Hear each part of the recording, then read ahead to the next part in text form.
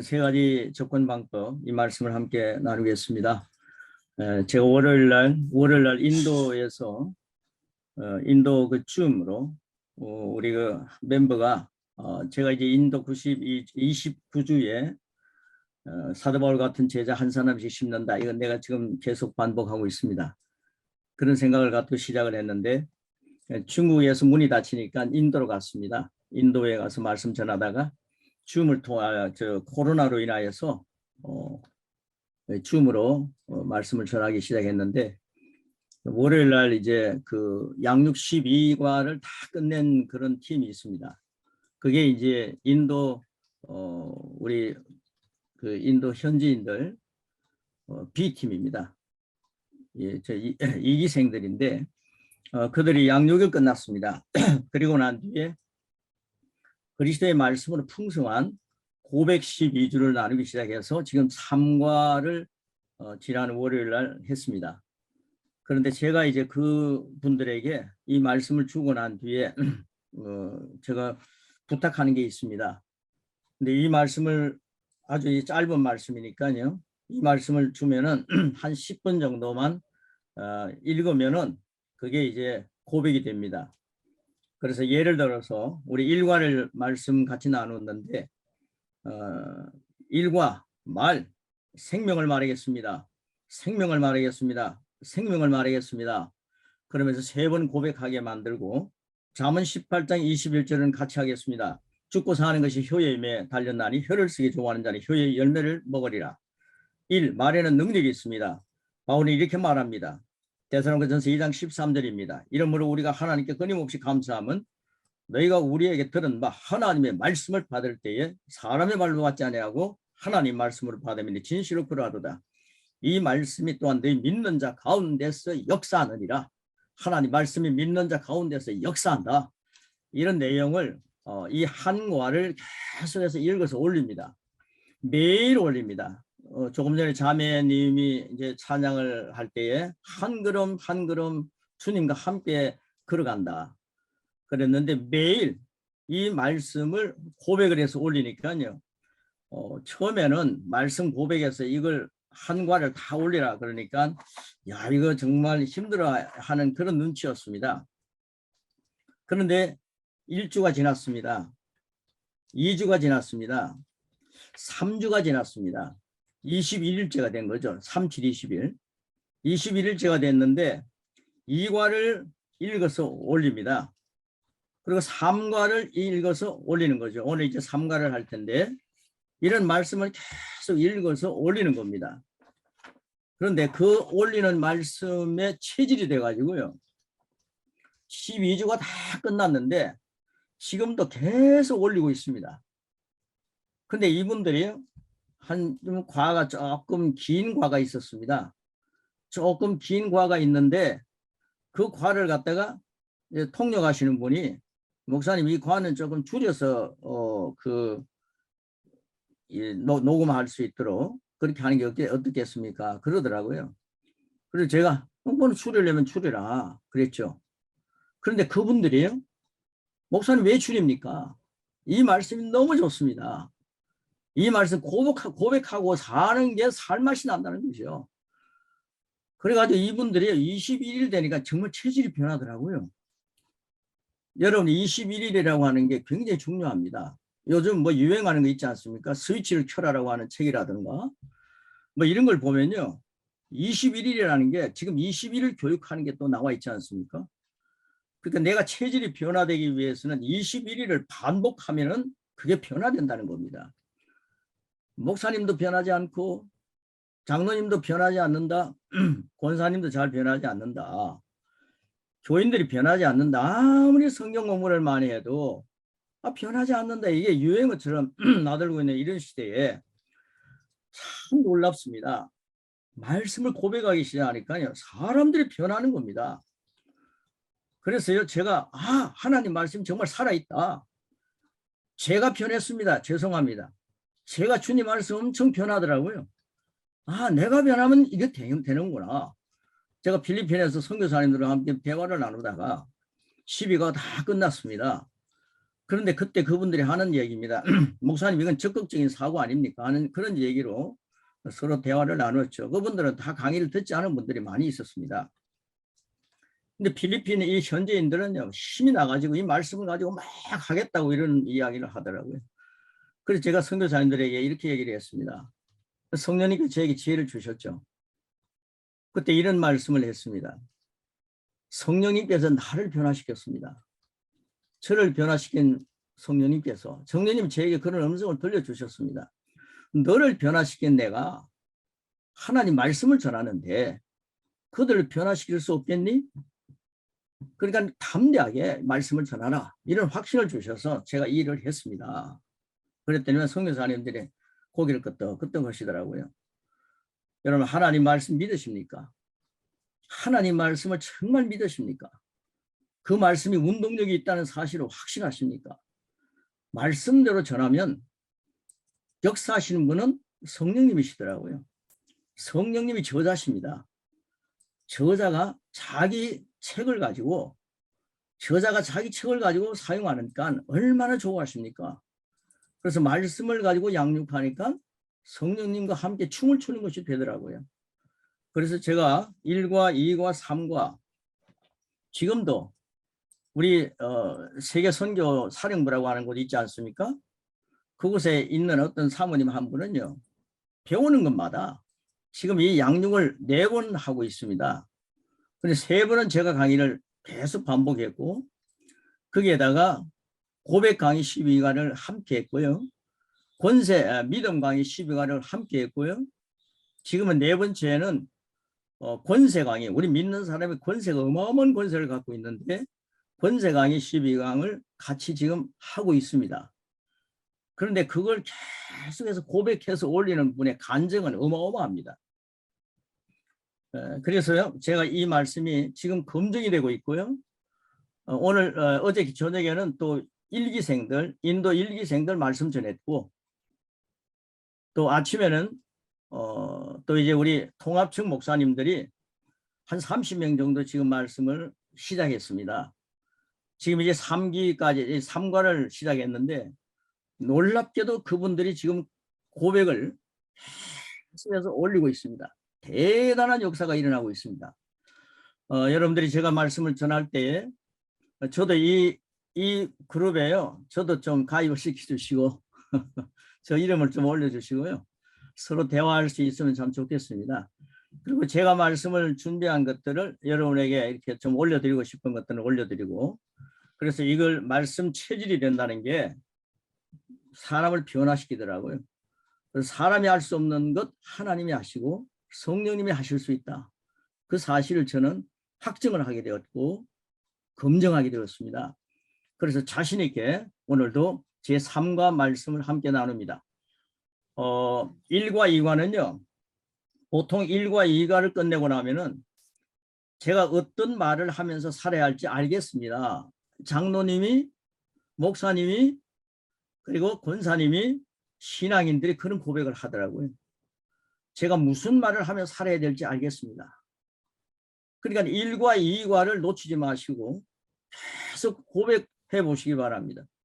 목사님들이, 선교사님들이 이 고백을 계속 하면은 고백을 잘하는 제자들이 분명히 따라올 것입니다. 저는 이런 말씀을요, 12주 동안 준비된 고백을 하루에 1시간 정도 전체를 다 고백하기 시작했습니다. 약 한 1년 정도 고백했는데 하나님께서 저에게 세계를 열어주시더라고요. 그래서 이 말씀을 가지고 고백하는 자를 혀로 열매를 말씀을 먹는 자를 하나님은 참 좋아하시구나. 그래서 이러한 일들을 시작했는데 지금 열매가 많이 맺히고 있습니다.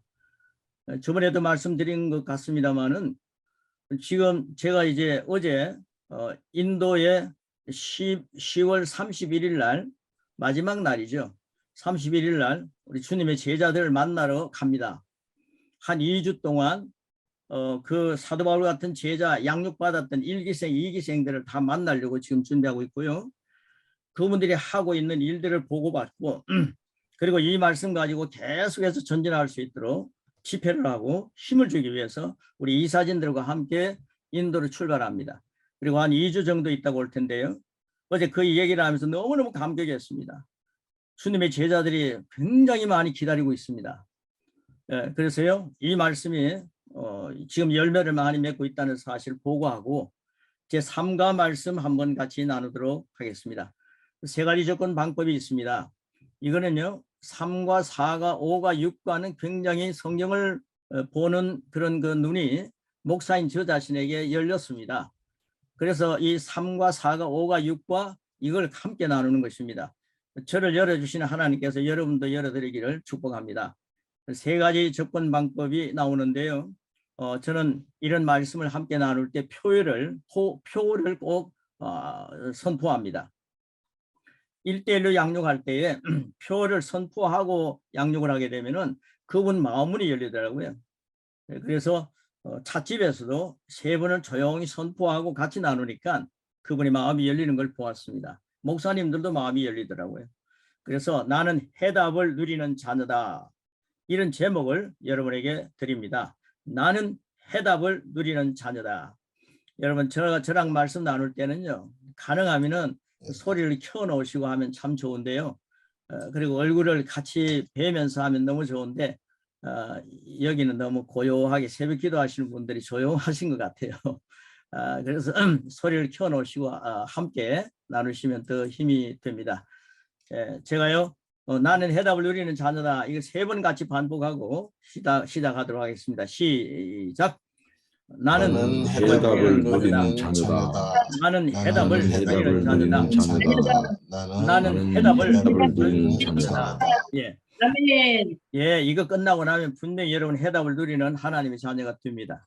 저는 확신합니다. 고린도전서 13장 11절 조금 전에 사회하시는 분이 읽어주셨는데요. 우리 한번 같이 읽겠습니다. 말씀을 읽을 때는 같이 읽는 겁니다. 시작. 내가 어렸을 때는 말하는 것이 어린아이와 같고 깨닫는 것이 어린아이와 같고 생각하는 것이 어린아이와 같다가 장성한 사람이 되어서 어린아이의 일을 버려보라. 예, 장성한 사람이 되어서 어린아이를 버린다 그랬는데 솔직한 심령입니다. 저는요 장성한 사람이라는 게 뭔지를 모르면서 목회를 했더라고요. 저는 젖병 빠는 목사였더라고요. 젖병 빠는 신앙인으로 인생을 살았더라고요. 그래서 어린아이의 신앙이 목사의 신앙이니까 뭐 교인들이 얼마나 잘하겠습니까? 그런데 장성한 분량까지 자란다는 게 장성한 분량은 에베소서 4장 13절 목표를 분명하게 해주고 있습니다. 에베소서 4장 13절에 있는 말씀 같이 읽겠습니다. 시작. 우리가 다 하나님의 아들을 믿는 것과 아는 일에 하나가 되어 온전한 사람을 이루어 그리스도의 장성한 분량이 충분한 데까지 이르리니. 우리의 장성한 목표는 그리스도의 장성한 분량입니다. 그리스도의 만큼 장성해진다는 거죠. 그런데 이런 말씀이 뜬구름 잡는 것 같지만 느껴졌습니다. 사도 바울만이 그리스도의 장성한 분량까지 성장할 수 있지 나는 늘 부족하고 연약하다. 나는 벌레보다 못하다. 이게 겸손인 줄 알고 그런 소리를 많이 하면서 살았습니다. 사람들은 바라볼 때 착한 목사라 그러죠. 신실한 목사라고 말할 수도 있겠죠. 그러나 하나님이 바라보실 때는 얼마나 답답하겠습니까? 여러분 벌레보다 못한 존재로 나는 죄인 중에 괴수입니다라고 하는 그런 소리만을 늘 하면서 회개를 유행어처럼 갖고 살아가는 저 자신이 언제 그리스도의 장성한 분량까지 자라갈 수가 있겠습니까? 그런 의미에서 세 가지 접근 방법은 굉장히 중요한 의미를 저에게 던져주었습니다. 오늘은요 30부분을 말씀을 드립니다. 그 뒤에 있는 내용을 쭉쭉 읽어가겠습니다. 내용만 읽어가도 은혜가 되기 때문에 이 3과 4가 5가 6과 할 때는 성경 말씀을 근거로 해서 하기 때문에 성경 말씀이 많이 들어가지는 않습니다. 자, 한번 쭉 보겠습니다. 할렐루야. 오늘도 우리를 그리스도 예수 안에 있는 더 높은 차원입니다. 가로넣기가 차원입니다. 차원의 삶으로 인도하시는 주님을 찬양합니다. 여러분 우리를 높은 차원으로 인도하시는 주님을 찬양해야 합니다. 오늘날 그리스도인들은 말씀에 대한 바른 접근이 필요하다는 것을 절실히 깨닫습니다. 우리는 그리스도 예수 안에서 더 높은 차원의 삶, 더 아름다운 삶을 갈망합니다. 갈망합니다가 가로입니다. 그때 주님의 신실하심을 우리의 삶 가운데서 책이나 미디어로 만납니다. 혹은 더 높은 차원에 살고 있는 사람들을 만나게 하십니다. 그것은 갈망의 응답입니다. 하나님은 영생을 누리며 사는 그리스도인을 세상 사람들이 보고 사모하기를 원하십니다. 세상 사람들이 우리를 보고 하나님을 보여준다는 거죠. 그래서 우리를 바라보고 하나님의 생명을 누리며 사는 그리스도인들이 그리스도를 사모하는 그런 세상 사람들이 되기를 원하시는 거죠. 또한 그들도 영혼 구원을 받고 천국의 삶을 살게 되기를 하나님이 바라십니다. 인간은 누구나 그리스도 예수를 통해 예배해 놓으신 좋은 삶 안으로 들어와서 살 권리와 자격이 있습니다. 권리와 자격을 거기 가로넣기에 기록하면 되겠습니다. 하나님께서는 온 인류가 그렇게 되기를 꿈꾸셔서 독생자 예수 그리스도를 보내셨습니다. 이미 이루어 놓으신 일을 누리는 것이 우리가 바라는 그림이기도 합니다. 변화에 대한 우리의 태도, 변화를 해야 된다. 이 변화에 대한 우리의 태도에 대해서 잠깐 말씀드립니다. 여러분, 발전한다는 것은 변화하는 것입니다. 변화가 없이 발전을 기대할 수 없습니다. 대부분의 사람들은 변화를 좋아하지 않습니다. 저도 40년 목회를 했지만 변화를 굉장히 싫어했습니다. 솔직한 심정입니다. 그런데 하나님 말씀은 계속 변화를 원하시더라고요. 그 다음 밑에 보시면요. 그리스도인으로서 새로운 것을 배우면 당연히 변화해야 합니다.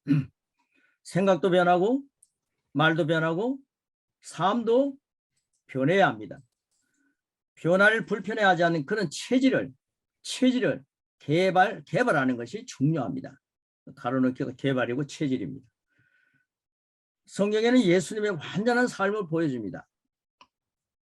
그러나 완전하신 예수님은 예수님이시니까 그렇게 사셨죠. 나는 주변에서 그렇게 사는 사람을 보지 못했고 그런 목사님도 보지 못했습니다. 라고 말합니다. 제한된 경험들이, 가로넣기가 경험입니다. 경험들이 우리의 전진을 가로막습니다. 잠깐 생각해 볼 것은요. 성경에는요. 주님이 이렇게 말씀하셨습니다. 내가 그러한 것이 너희도 그러하다. 내 수준까지 너희는 올라올 수 있다라고 하는 거죠. 그런데 우리는 주님은 주님이시니까 그렇게 했죠. 주님은 주님이니까 그렇게 기적과 표적을 행했죠. 우리는 미미한 존재, 미약한 존재, 부족한 존재, 연약한 존재입니다. 그런 말을 유행어처럼 많이 했고 저는 그것을 늘 양식처럼 먹고 살았습니다. 그런데 네 말로 예수님은 네 말로 정죄함을 받고 네 말로 의롭다함을 받는다라고 분명히 말씀하셨습니다. 그런데 내 말이 정죄함을 가져오니까 늘 정죄함이 저의 삶 속에 열매가 되는 거죠. 네 말로 의롭다함을 받는다.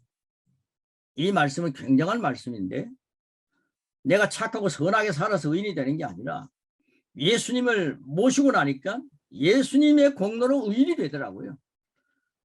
그런데 그것을 잃어버리고 항상 나약한 제 자신만을 바라보면서 살아왔죠.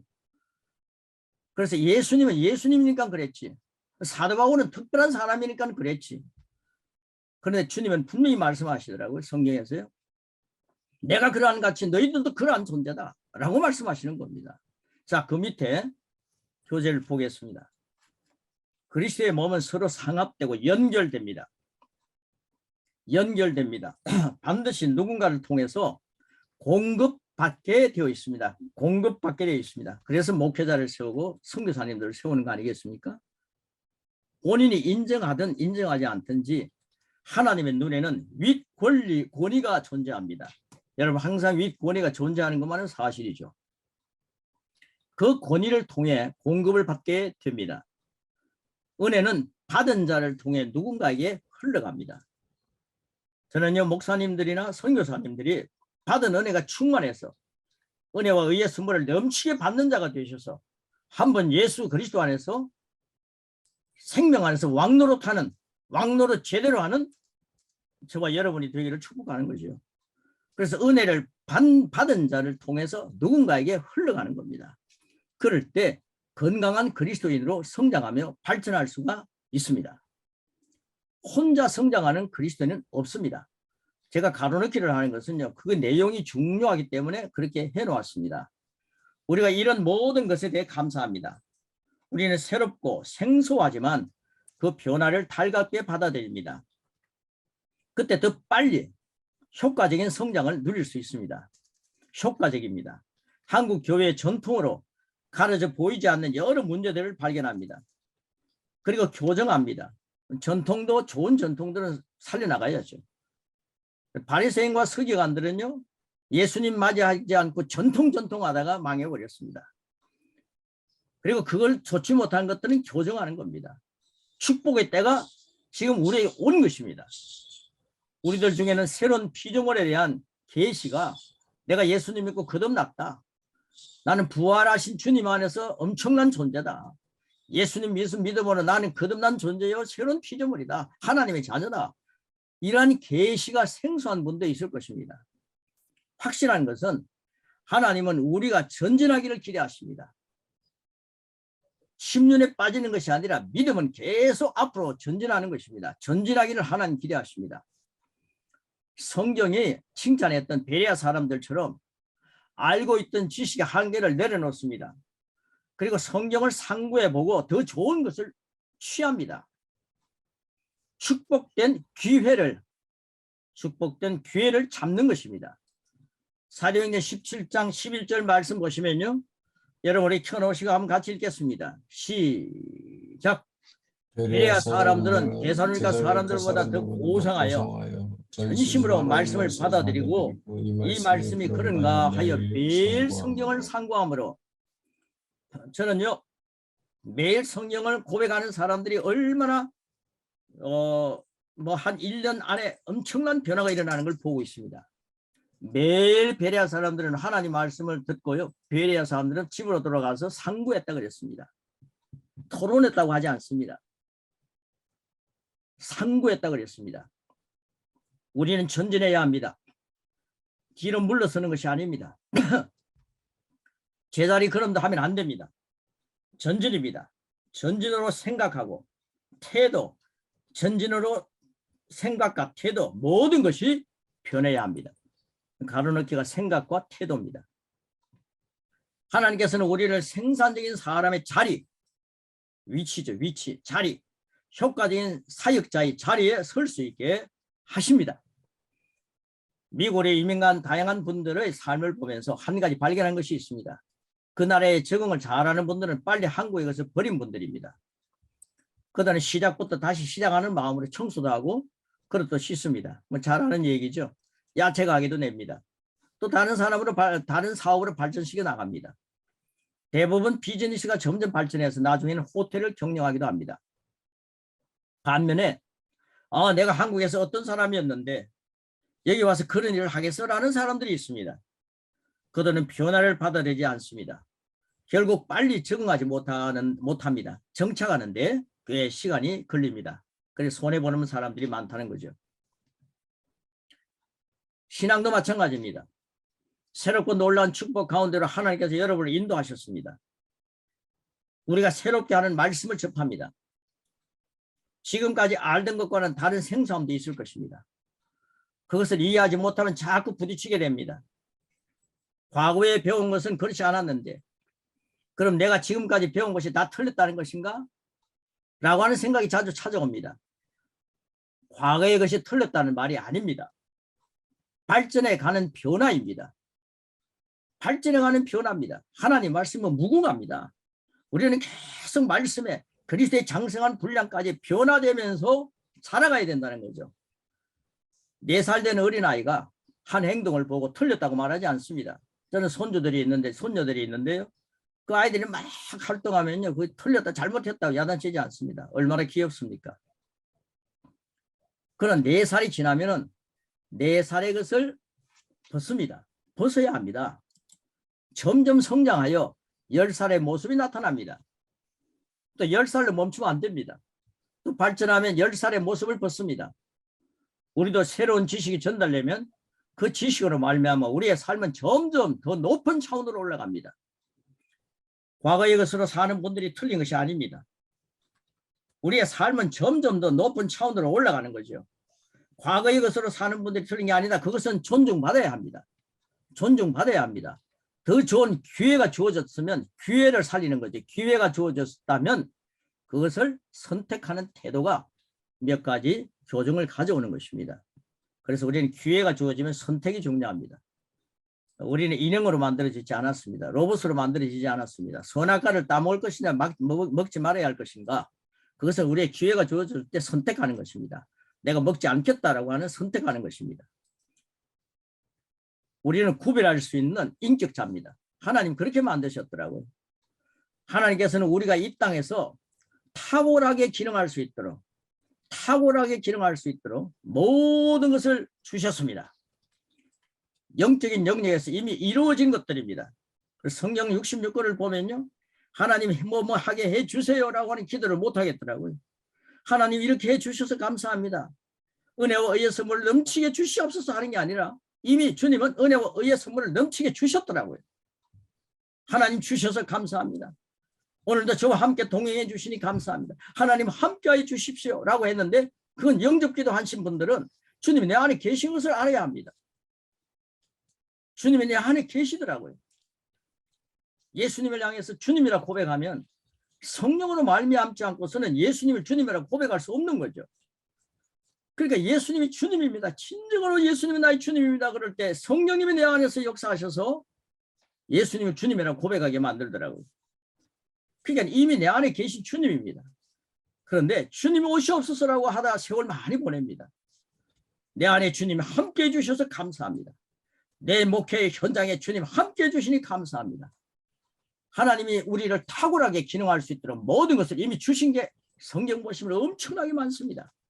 양육하다 보면요, 내가 소유하고 있는 것이 몇 가지인가 하는 걸 우리 10가지를 가지고 함께 나누는 그런 대목도 있을 것입니다. 자, 그 다음에 교재를 보겠습니다. 그것들이 자연적인 영역에서 나타날 수 있는 것은 우리를 통해서만이 가능합니다. 우리가 믿을 때에 자연적인 영역에서 나타나는 것이고, 우리가 그 말씀을 받아들일 때 자연적인 영역에서 나타나는 것입니다. 기적과 표적도 나타나는 거죠. 자, 그 다음, 즉 우리가 그 중간에서 예수 안 믿는 사람과 하나님 사이에 중간에서 고리 역할을 하는 것입니다. 그래서 선교하는 것이고, 그래 목회하는 거 아닙니까? 그래서 전도하는 건 아니겠습니까? 영혼 구원을 위해서 고리 역할을 하는 것입니다. 우리는 영적인 영역의 진리를 알고 그것으로 자연적인 영역을 변화시킵니다. 영적인 영역이 항상 우선입니다. 영이 말하니까 자연적인 붙들 잡히는 것이 생겨나더라고요. 사람들이 우리의 삶을 볼 때 하나님의 나라를 볼 수 있다면 그것이 정상이고, 그것이 정상이고, 그것이 하나님께서 기대하는 바입니다. 어느 순간 전에 알지 못했던 새로운 말씀의 계시가 들어옵니다. 그때마다 어떻게 이것을 몰랐을까? 성경이 이렇게 분명히 써 있는데 라고 생각합니다. 그동안 나름대로 잘 믿으려고 애썼는데 속은 줄도 모르고 우리는 속았다는 느낌을 갖게 될 수도 있습니다. 여기서 더 지체하면 안 됩니다. 이제는 우리가 속은 것을 알았습니다. 말씀을 따라 바른 것을 붙잡았습니다. 능력 있는 삶을 살아가야 합니다. 이 결심이 말씀에 따른 변화를 가져옵니다. 우리의 삶이 어떤 것도 염려하거나 두려워하지 않고 전진합니다. 이제는 우리가 만나는 사람들까지 변화합니다. 그것이 최고의 복음입니다. 말씀은 우리의 삶을 변화시키는 도구입니다. 정확한 복음을 소유한 자로 성장하는 것이 우리를 향해 갖고 계시는 하나님의 기대며 열망입니다. 예전에 성경 공부를 열심히 해서 지식은 있습니다. 그런데 삶은 그만큼 변화되지 않는다는 것을 우리는 인정할 것입니다. 하나님께서 말씀을 보내신 이유는 우리의 삶을 변화시키기 위한 것입니다. 하나님은 우리의 삶에 관심이 있었습니다. 우리의 지식에도 관심이 있었습니다. 그 지식은 반드시 삶과 연결되어야 합니다. 하나님의 말씀을 이 세상에 보내신 이유는 바로 우리의 삶을 변화시키기 위해서입니다. 말씀을 들었다면 그 말씀이 내 생각, 내 말을 변화시켜야 합니다. 말씀이 말하는 그 분야의 삶은 변화시켜야 합니다. 우리가 말씀으로 변화될 때 놀라운 진보가 가능합니다. 어떤 문제에서도 빠져나올 수 있습니다. 개인적으로 양육할 때 항상 같은 메시지를 사용합니다. 하나님께서는 우리가 어떤 분야를 어떻게 세워야 될지를 말씀 안에 정확히 알려주셨습니다. 어떤 분야든지 말씀을 따라 우리가 해줄 수 있는 일을 해줄 수 있는 일은 생각을 바꾸는 것입니다. 1대1로 말씀을 가르치고 생각을 바꾸도록 고백 기도를 하게 합니다. 그 과정을 통해 그런 서서히 생각을 바꾸게 됩니다. 누구라도 자신의 문제에서 하나님 자녀의 권세를 사용합니다. 문제에 있어서 하나님의 자녀의 권세를 사용합니다. 그는 어려운 환경 가운데서 스스로 빠져나와서 승리하는 삶을 살아갑니다. 그것이 하나님께서 우리에게 주신 복음입니다. 예수님을 영접하기만 하면 그는 이제 멸망과는 상관이 없습니다. 어떤 예수님을 영접하느냐, 이게 굉장히 중요한 거죠.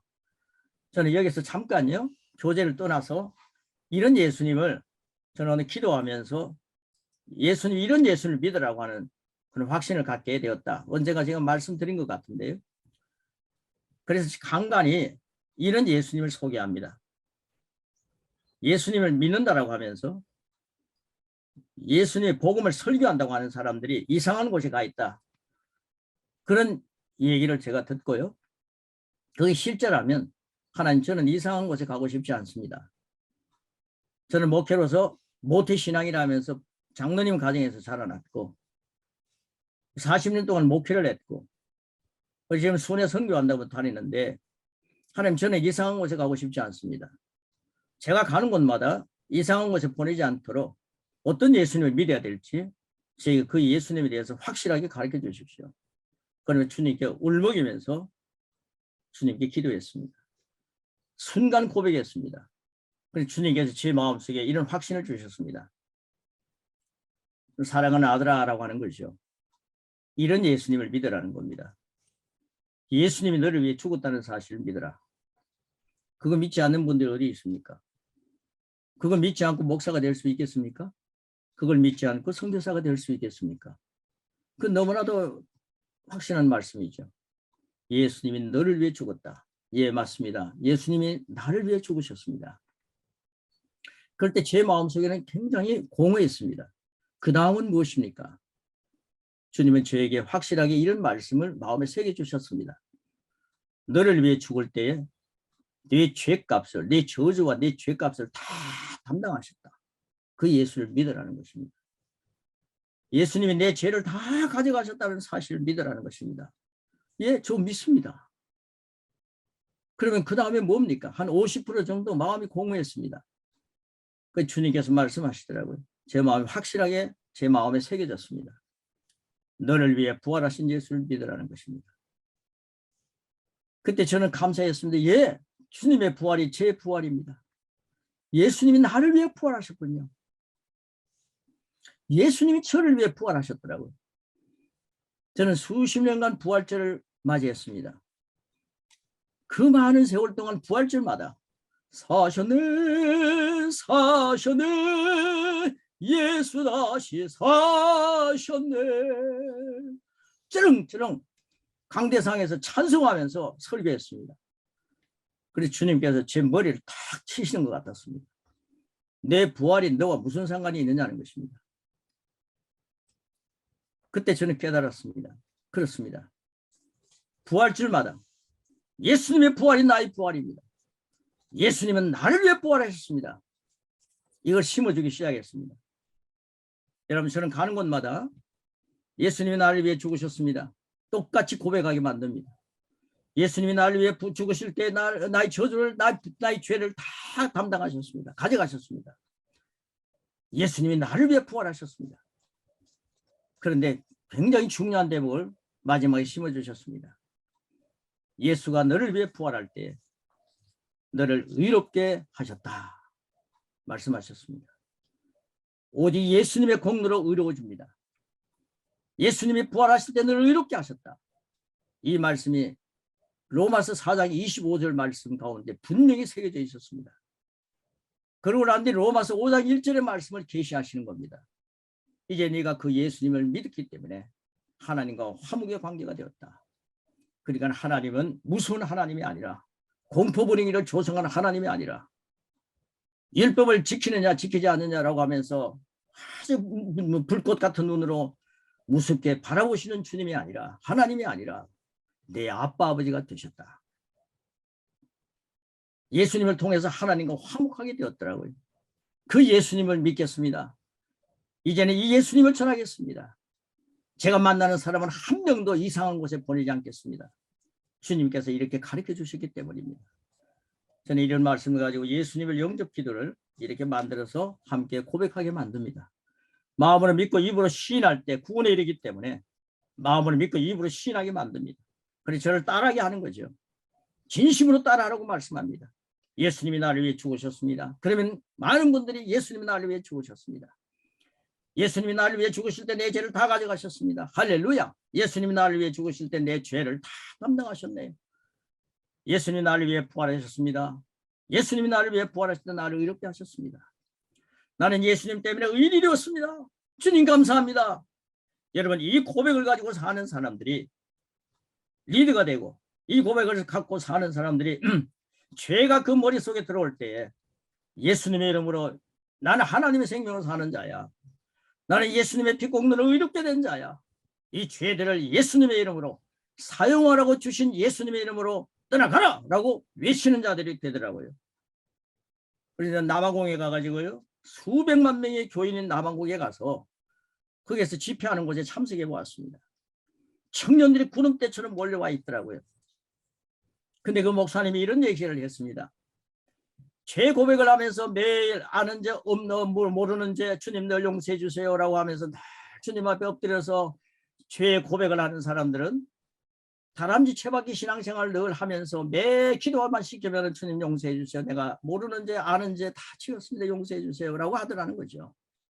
그런데 그들은 그리스도의 장성한 분량까지 자라갈 수가 없더라는 거죠. 그런데 예수님 때문에 내가 의롭게 되었습니다라고 하는 이 개념으로 사는 젊은이들은 신앙생활을 얼마 하지 않았는데도 리드가 되고 죄 짓는 확률이 더 작아지더라는 것입니다. 여러분은 어떻게 생각하십니까? 예수님을 영접하고 난 뒤에는 이제는 멸망과는 상관이 없다. 어떤 예수님을 영접시키느냐가 중요한 거죠. 그래서 자신 있게 예수님을 영접하기만 하면 그는 이제 멸망과는 진정한 예수님을 모셨다면 상관이 없다. 이렇게 확인할 수가 있었습니다. 얼마 전에 무등산 기도원에 갔는데 거기에 30대 중반인 35살 되는 그런 강도사 한 분이 엄청나게 말씀을 공부하는 분인데 그곳에서 40일 금식 기도를 하고 있었습니다. 근데 그분이 40일 금식 기도하는데 양육 12강을 제가 그곳에 가서 했습니다. 광주 무등산 기도원입니다. 그곳에 가서 말씀을 12주를 다 끝냈습니다. 그 강도사님이 제 방에 들어와서 무릎을 탁 꿇고 하는 얘기입니다. 목사님, 하나님 안에서 이렇게 열심히 산다고 사는데 주님이 나를 사용하시고 난 뒤 저를 버리시면 어떻게 하죠? 그러면서 굉장히 두려워하는 겁니다. 누구의 어떤 말씀을 배웠길래 이렇게 하나님을 두려워하는 자가 되었겠습니까? 제가 그렇게 얘기했습니다. 40일 금식하는 사랑하는 형제입니다. 사랑하는 아들이죠. 그 친구를 보고 그래 얘기했습니다. 당신을 버린다면 하나님은 손해볼 것입니다. 절대로 버리지 않습니다. 힘을 주었습니다. 양육 12강을 다 끝낸 후에 서울에 와서 같이 만나서 대화를 하고 지금도 제가 드리는 말씀을 계속해서 묵상하고 있습니다.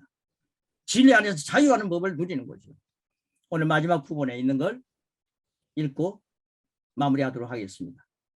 하나님께서는 예수님을 보내심으로 인간의 모든 문제를 완벽하게 해결하셨습니다.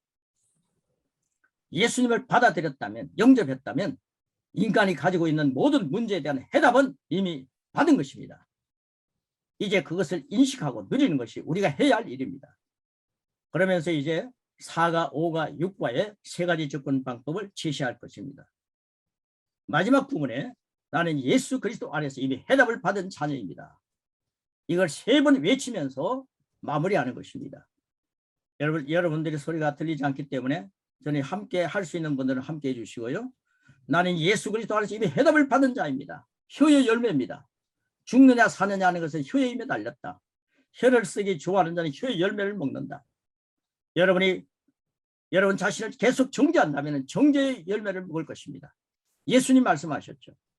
내가 예수님 때문에 의로운 자가 되었다는 사실을 캐내고 그리스도의 말씀을 많이 선포할 때에 그 열매를 먹게 될 것입니다. 그리고 그리스도의 장성한 분량까지 성장하게 될 것입니다. 마지막 부분 같이 외치고 세 번 외치고 다음 주 만나도록 하겠습니다. 우리 세 번 외치겠습니다. 시작. 나는 예수 그리스도 안에서 이미 해답을 받은 자녀입니다. 나는 예수 그리스도 안에서 이미 해답을 받은 자녀다. 나는 예수 그리스도 안에서 이미 해답을 받은 자녀다. 할렐루야. 아멘. 다음 주 뵙겠습니다. 고맙습니다.